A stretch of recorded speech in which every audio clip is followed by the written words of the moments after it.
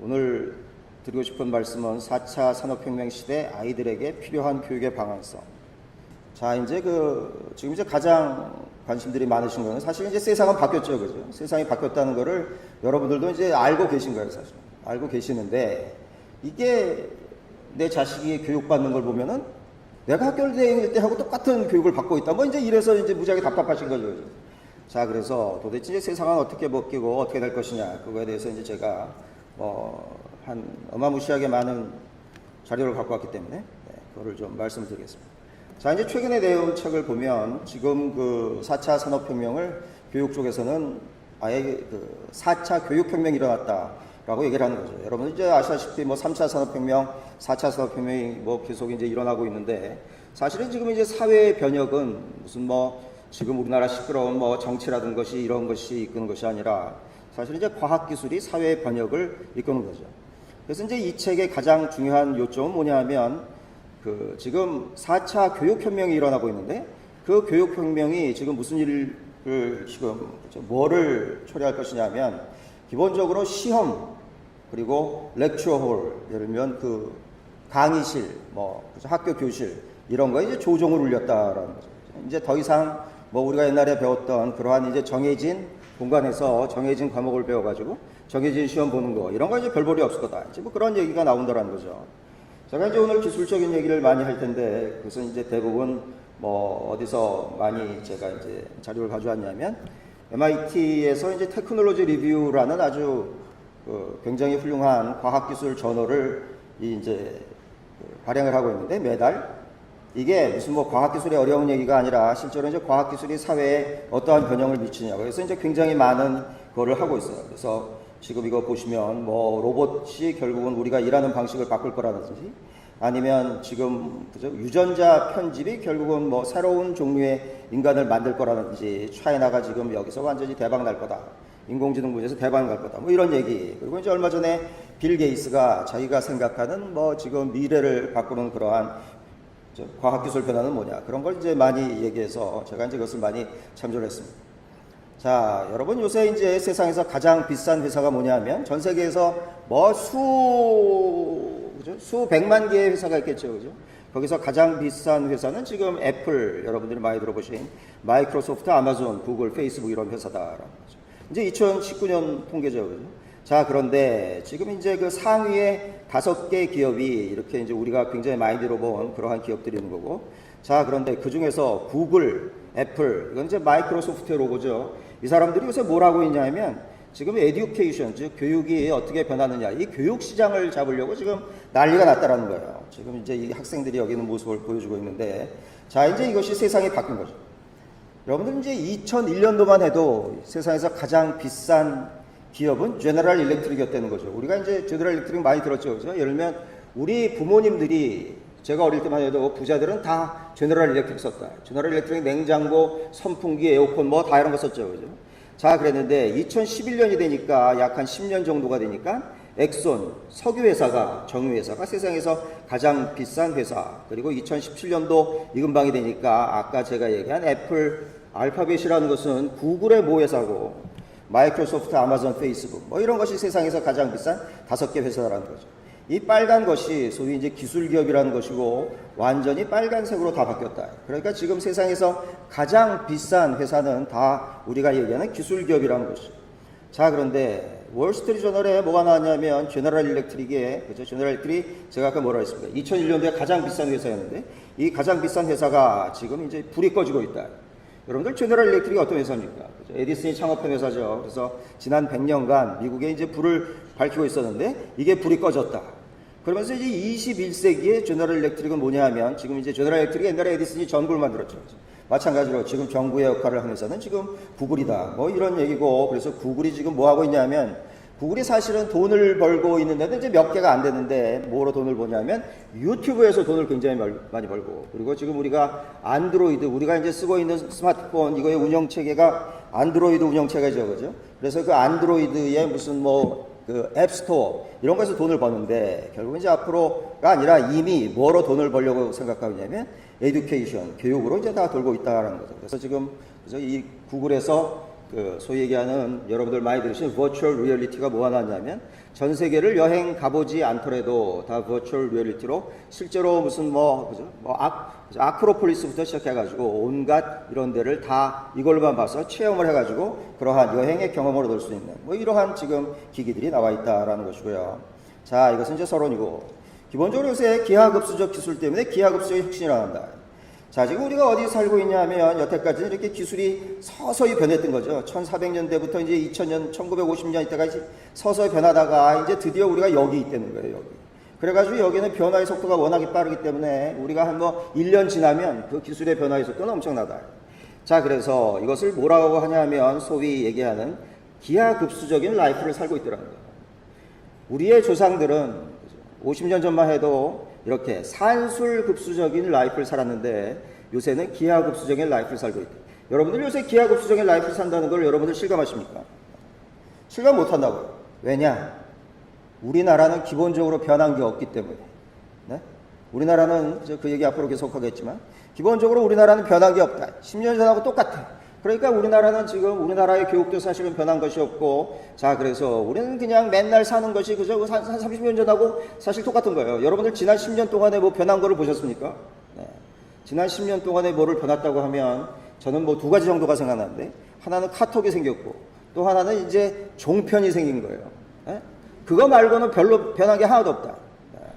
자, 그런데 이제 우리는 그렇다는 거죠. 그래서 자, 무슨 일이 그동안에 일어났냐. 제가 이제 그 현재의 기술의 수준을 이제 제가 담담하게 말씀을 드릴 테니 그 다음에 본인의 자식은 어떻게 교육을 시킬 것인지는 여러분의 몫이라는 거죠. 그래서 이제 첫 번째 변화는 뭐냐면 로봇이 라이즈하고 있다. 로봇이 굴겠다라는 거죠. 그래서 이제 2017년도에 이것이 이제 미국의 굉장히 그 트렌디한 잡지죠. 그래서 뉴요커 잡지를 보면 다음과 같이 이렇게 노숙자가 다음과 같이 동전을 받고 있고 살아있는 개가 있고 로봇개가 있고 이게 실화냐? 이거 실화다. 2010년도 2월 달에 보스턴 다이내믹스라는 회사에서 다음과 같은 아틀라스 로봇을 공개했는데 이 로봇을 개발한 개발자가 이것을 핫게스 들고 빡지르니까 하도 사람과 비슷하게 뒤로 깨갱깨 하고 비틀비틀 가가지고 이게 이제 조회수가 수백만 회였다는 거죠. 그런데 이제 이 친구가 지금 또 진화를 해가지고 이 친구가 이제 뒤로 여러분들 보시다시피 백덤블링 하고 있는 모습입니다. 여러분들 백덤블링 하실 수 있습니까? 저 백덤블링 못하는데 요새 로봇이 백덤블링 한다. 백덤블링 하는 시기가 언제라고요? 2017년도 11월 달에 벌써 로봇이 뒤로 백덤블링 한다. 자, 그랬는데 이 친구가 1년도 안 돼가지고 또 뭘 하고 있냐 하면 여러분들 야마카시라고 하시죠. 그래서 젊은 친구가 무슨 빌딩을 뛰어넘고 벽을 뛰어넘고 이런 것이 야마카시인데 이 로봇이 지금 야마카시 하고 있다. 자, 그러면 과연 이런 로봇은 어디에 쓰일 것이냐 했더니 자, 이 로봇이 지금 이제 이것은 무슨 얘기냐 하면 다음과 같이 이제 그 미국에서도 엄청나게 많은 택배가 오는 거죠. 그래서 그 배달을 쉽게 말하면 사람이 하거나 최근에는 드론이 했는데 다음과 같이 택배차에 이렇게 얌전히 앉아 있다가 이 친구가 다음과 같이 내려서 우리 집 앞을 똑똑하고 그죠? 두드린다. 택배 물건을 가지고. 다시 말씀드리면 우리나라에 택배에 종사하시는 분들이 얼마나 많겠습니까? 그죠? 이런 분들도 다 로봇에서 대체될 수도 있다. 자, 이제 이 로봇은 사실 지금 힘쓰는 로봇이죠. 우리가 힘쓰는 대표적인 그러한 택배도 로봇에 이거에서 자유로울 수 없다. 자, 그런데 이게 언제 일어날 것이냐? 이게 2021년까지 일어난다. 2021년은 바로 이제 몇 년 안 남았죠. 그죠? 한 1년 정도 남은 거예요. 자, 그리고 또 하나 놀라운 것은 뭐냐면 이 로봇, 그죠? 이 회사를 누가 샀냐 하면 일본의 손정희 회장이라고 여러분들 아시죠? 그죠? 소프트뱅크의 손정희 회장이 샀다. 지금 세상에서 가장 앞선 로봇 기술은 지금 일본이 가지고 있다라는 것이고요. 여러분들 지금 로봇이 무슨 피자도 이거 하고 무슨 햄버거도 이거 하고 다 요리를 하는데 이렇게 로봇이 피자를 요리할 때 이게 무슨 그죠? 여기 소프트웨어 엔지니어가 로봇에 프로그램을 해가지고 이게 무슨 피자를 하는 게 아니라 우리가 모르면 지식인에 물어보듯이 로봇도 모르면 로봇 지식인에 물어봐가지고 그죠? 여기서 이것을 스스로 다운로드 받는다는 것입니다. 그래서 얘들 갖다 다 그냥 배치만 해놓으면 얘가 어떤 일이건 간에 지금 할 수 있는 그런 기술적 진보에 와 있다라는 것이고요. 이게 지금 가장 많이 이제 도입이 된 데가 팍스콘이라고 우리의 그죠? 그 아이폰을 만드는 회사가 미국에서 이것을 설계를 하지만 실제로는 이제 대만에서 만든 거죠. 팍스콘에 다음과 같이 이 정도의 인원이 있었는데 전 세계에서 130만 명을 고용하고 있었는데 이게 이제 이렇게 로봇에서 대체된다. 다시 말씀드리면 우리의 잡이 우리의 그저 이 직장이 어느 날 갑자기 로봇에 의해서 퇴출되는 것은 아니고 사실 이제 우리의 월급 봉투를 야금야금 얘들이 먹어간다라는 거죠. 자, 그래서 이제 기계화의 전쟁 시대가 일어났는데 실제로 한 2025년, 2030년이 되면 실제로 공장에는 살아있는 것은 2개밖에 없다라는 거야. 뭐냐 하면 무서운 개가 있다는 거예요. 무서운 개. 왜냐하면 사람이 이런 기계 만질까 봐. 네? 그리고 그 개한테 밥을 주는 살아있는 사람이 있다. 둘 빼고는 다 로봇이라는 거예요. 그래서 로봇에 의해서 이제 완전히 그죠? 이거 되는 게 벌써 시작이 됐다라는 거죠. 자, 그런데 이제 우리나라의 이제 교과서를 보면 이거 뭐 저는 벌써 제 자식이 이미 뭐 다 대학교 졸업했지만 이제 과학기술을 전공한 어떤 박사님이 자기 아들이 공부하는 걸 보고 이제 열이 받쳐서 페이스북에 올린 걸 제가 이렇게 다운로드 받아서 캡처한 거예요. 자, 2018년도 중2 도덕 교과서 뭐라고 써 있냐면 청소년은 MP3 플레이어를 들으며 아니 어떤 미친놈이 요새 MP3 플레이어를 듣냐고요. 네? 요새 누가 MP3 플레이어를 듣습니까? 이거보다 더 놀라운 건 뭐냐 하면 이걸 또 외우고 있다라는 거예요. 중2 기술책에 나오는 로봇의 종류. 뭐? 사이보그, 인공 장기를 단 사람. 이게 맞는지 틀린지 나도 잘 모르겠는데 뭐 소프트웨어 로봇은 어쩌고 뭐 휴머노이드, 겉모양이 사람과 닮은 로봇. 이거를 지금 외우고 있다. 제가 드리는 말씀은 저도 이제 한때 교육과학기술부에 이제 제가 차관으로 있었는데 우리나라의 교과서의 그 속도가 기술 발전의 속도를 이미 저는 이제 그때 차관한 게 2011년도부터 하고 있었으니까 벌써 한 10년 전이죠. 그때만 해도 이것을 그저 따라잡지 못하고 있었는데 지금 이제 과연 어떤가? 저는 지금 정말 의문사항이 들고 결국은 이제 로봇에 의해서 사람이 축출되는 이러한 시대가 이미 와 있다. 또 하나의 기술의 발전은 인공지능이죠, 그죠? 자, 인공지능이 이제 어떻게 발전을 할까? 여러분들 이제 이 사람이 누구냐 하면 구글의 현 CEO인 순다 피차이라는 사람입니다. 여러분들 보시다시피 벌써 이 사람은 그죠? 인도 계열이죠. 이 양반이 뭐라 그랬냐면 지금 인공지능이라는 것은 여태까지 인류가 불을 발견한 것, 전기를 발명한 것, 이거보다 훨씬 더 중요하다는 거예요. 네? 우리 지금 문명이 불과 전기가 없었으면 있었겠습니까? 그거보다 훨씬 중요한 게 인공지능이다. 자, 제가 이런 얘기를 얘기하면 여러분들 안 믿어도 되지만 이런 사람들이 얘기를 하면 여러분들 실제로 믿으셔야 되는 거예요. 진짜 이제 인공지능이 중요한 때가 왔다라는 거죠. 자, 그런데 여러분들 사이언스라는 과학기술 저널이 있습니다. 사이언스는 뭐냐 하면 여러분들 옛날에 이제 그 황우석 사태가 일어났는데 황우석 교수가 그 무슨 뭐 그죠? 그 조작된 줄기세포를 여기 이제 표지에 뭐 실이고 그래서 이제 난리가 난 그 유명한 과학 저널이죠. 거기서 이제 무슨 얘기가 나왔냐면 캄브리약이라는 우리 옛날 그죠? 고생들 때 뭐 그런 그죠? 그 지층이 있는데 여러분들 뭐 페롬기, 대본기, 무슨 뭐 주라기 마찬가지로 캠브리아기가 있었는데 이때 뭐가 나타나냐 하면 다음과 같이 눈을 가진 생명체가 나타났다. 눈을 가진 생명체가 5억 년 전에 나타났던 거예요. 그랬더니 갑자기 종이 폭발적으로 늘었는데 그래서 이제 그게 캠브리아기의 대폭발이라는 거예요. 폭발적으로 여러 눈을 가지고 있는 생명체가 우후 죽순으로 동시다발적으로 나왔다.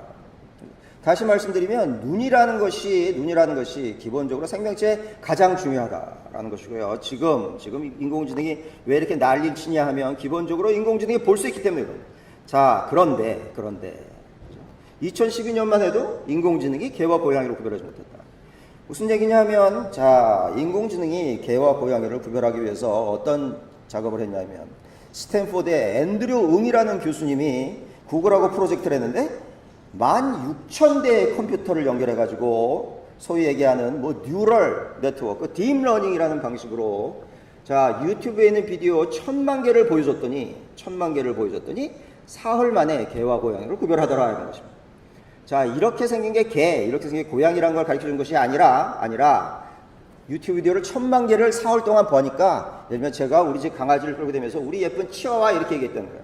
어떤 양반이 자기 예쁜 고양이를 끌고 다니면서 뭐 무슨 고양이 뭐 예쁜 고양이 이렇게 얘기했던 거예요. 물론 뭐 나쁜 놈이 있어가지고 개 끌고 다니면서 고양이라고 한 놈도 있었겠으나 그런 놈들은 1,000만 개 중에 별로 없었다. 다 개를 개라고 그러고 고양이를 고양이라고 해가지고 드디어 이렇게 생긴 게 고양이가 아니겠냐? 라고 처음 떴다라는 거예요. 아까 얘기한 그 이 앤드류 응 교수의 컴퓨터에. 그래서 뉴욕타임스가 너무 놀래가지고 2012년도 6월달에 개와 고양이를 구별하면 대체 컴퓨터가 몇 대가 필요하냐? 16,000대. 2012년 6월 달이 여러분들 옛날같이 생각이 되십니까? 이게 옛날이 아니고 이때 이명박 정부 말기라서 그때 이제 박근혜 후보 무슨 뭐 문재인 후보가 한참 그죠? 대선 이거 할 때예요. 2012년만 해도 16,000대가 필요했다.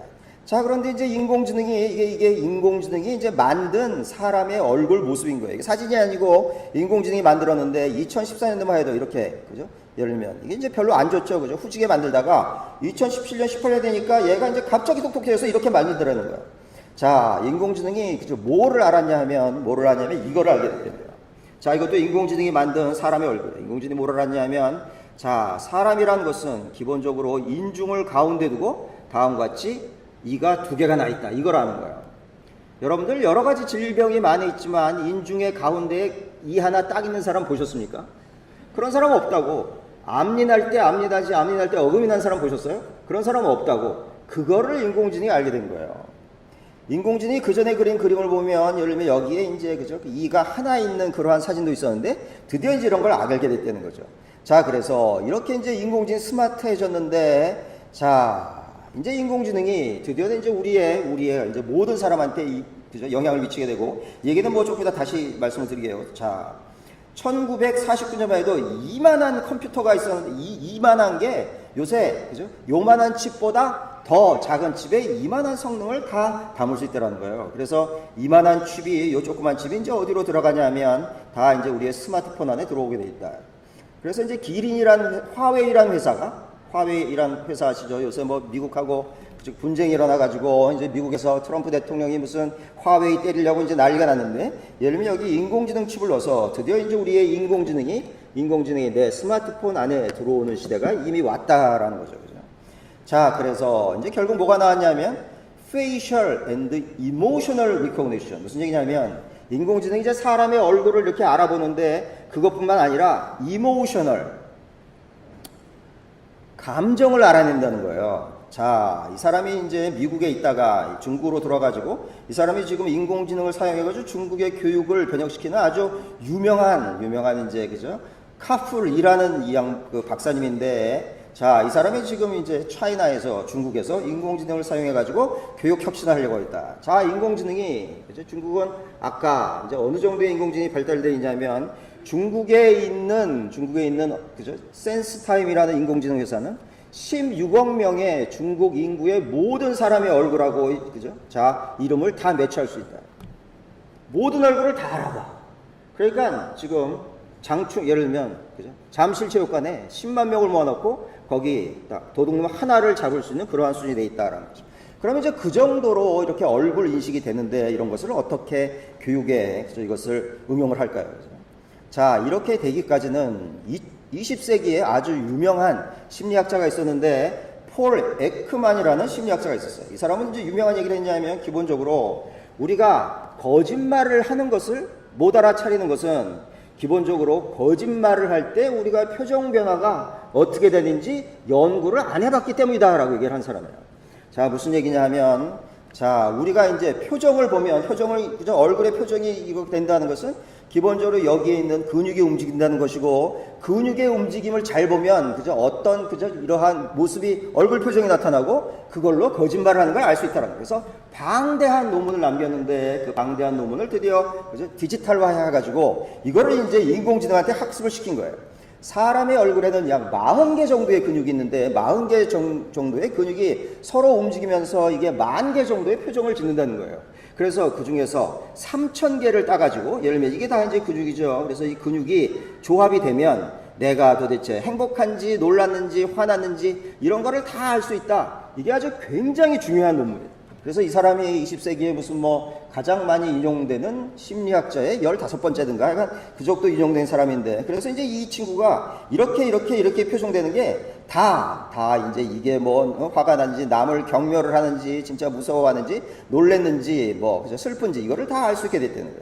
그래서 이제 이게 대박이 날 조짐이 되니까 우리가 이제 맨날 쓰고 있는 마이크로소프트에서 다음과 같이 이모셔널 우리의 감정을 드디어 알아낼 수 있는 그러한 인공지능을 만들었다. 그래서 이 사람이 이런 표정을 짓고 있는 건 기본적으로 남을 경멸하고 그죠 디스커스트 아주 뭐 그죠 이 뭐가 토가 나고 뭐 이렇다는 거예요. 자, 이 트럼프 대통령이 이런 표정을 짓고 있는 거는 다 뭐 이렇기 때문에 이런 표정을 짓는다는 거예요. 여러분 이제 생각해 보시면 사실 이게 대박 나는 거죠, 그죠? 대박 나는 거야. 자, 무슨 얘기냐면, 이제 곧 이제 정치철이 오는데, 정치가들이 이제 TV에 나와서 토론을 할 거지 않습니까? 그럼 정치가의 표정이 이제 매일 계속 바뀌겠죠? 그럼 저 사람이 지금 거짓말을 하고 있는지, 네? 진실을 얘기했는지, 이거를 이제 우리가 실시간으로 알 수 있다는 거예요. 그래서 이제 이거를 거기다만 쓰는 게 아니라, 예를 들면, 이렇게 하면 인공지능이, 이 사람은 둘 다 놀랐는데, 이거를 알고 있다는 거예요. 이건 이제 구글이 만들었다는 거죠. 자, 그래서 결국 이제 또 뭐냐 하면, 예를 들면 이제 여러분들이 지금 딱 보면, 지금 눈을 동그랗게 뜨시고, 지금 딱 보시면 이제 좋으시는 분 한 분도 안 계신데, 자, 이제 강의에 집중하고 있다. 이거를, 그죠? 다 인공지능이 카메라 한 대를 설치하면 여러분들의 표정을 다 읽는다는 거예요. 이거를 이제 어디다 쓸 거냐. 자, 그래서 이제 중국에서 드디어 이제 실험을 하기 시작했는데, 이러한 인공지능을 사용해가지고 이걸 하겠다. 무슨 얘기냐. 여러분들, 지금 뭐 졸업하신 지 벌써 오래되셨죠, 그죠? 자, 지금 한양대학, 저는 이제 한양대학에 있는데, 한양대학만 해도 뭐가 있냐 하면, 지금, 그죠? 학생들이, 그죠? 학기 말에 자기의 성적을 보려면, 저의 강의평가를 입력하지 않으면 성적 조회가 안 됩니다. 그래서 이제 강의평가를 다 입력하는 거예요. 이거야말로 또 이제 쌍팔년도 기법이라는 거지. 네. 무슨 얘기냐 하면, 지금, 그죠? 이러한 것이 이미 다 웹캠 하나를 설치해가지고 여기에 있는 분들이 어떤 반응을 보이시는지 실질적으로 다, 그죠? 우리가 알 수 있기 때문에 강의 평가를 한다. 이런 게 다 말이 안 되는 건 거예요. 무슨 얘기냐? 어떤 학생이 지금 제가 강의를 예를 들면 수업에서 가르치는데 여기에 대해서 도대체 잘 알고 있는지, 이거를 모르는지, 뭐 이런 거에 표정 변화를 딱 보면 이제 다 알 수가 있다는 거예요. 실시간적으로 이 사람의 데이터가 다 나오는 거예요. 자, 그래서 이거를 뭐 하는 게 지금, 그죠? 중국에서는 엄청나게 많은 스타트업이 나오고 있고, 결국은 개개인의 맞춤형, 그죠? 맞춤형 교육에 이게 지금 적용되고 있다라는 것이고요. 여러분들이 여기 뭐 선생님도 계시고 뭐 다 하겠지만, 네? 저도 이제 벌써 학생들 가르친 지가 20년이 넘었죠. 근데 정말 제가 또 신기하게 생각하는 거는, 여러분들 저 선생님이 잘 가르치는지 못 가르치는지는 공부 잘하는 사람이 잘할 것 같습니까? 처음에 말씀. 공부 못하는 학생들이 더 잘 알아. 네? 공부 못하는 학생들이 저 선생님이 잘 가르치지 못하는지 기가 막히게 안 되니까요. 하여간 어쨌든 간에 자, 지금 뭐 인터넷 강의 엄청나게 학생들이 듣죠? 그러면 여기에 이제 그저 컴퓨터에 카메라가 있잖아. 그러면 저 상대방에 있는 사람이 지금 비록 인터넷으로 그저 강의를 하더라도 드디어 이제 이 친구가 알아듣나 못 알아듣나 다 알 수 있게 됐다는 거예요. 이런 거를 제가 드리는 말씀은, 이런 거를 국가에서 사서, 네? 국가에서 사서 교실에 설치를 하면, 네? 교실에 설치를 하면 학생들의 반응이 뭐고 이것을 지금 다 알 수 있다는 거지. 네. 자, 그래서 여러분들 이제 이거 조금 이따 얘기할 이세돌이 이제 알파고가 붙었을 때 생전 듣지도 보지도 못한 37번째 수가 나왔는데 이 표정이 나온 거예요. 그럼 이게 뭘까? 네? 여러분들 이게 뭐겠습니까? 한마디로, 야, 이거 골 때리는데? 이게 표준 거예요.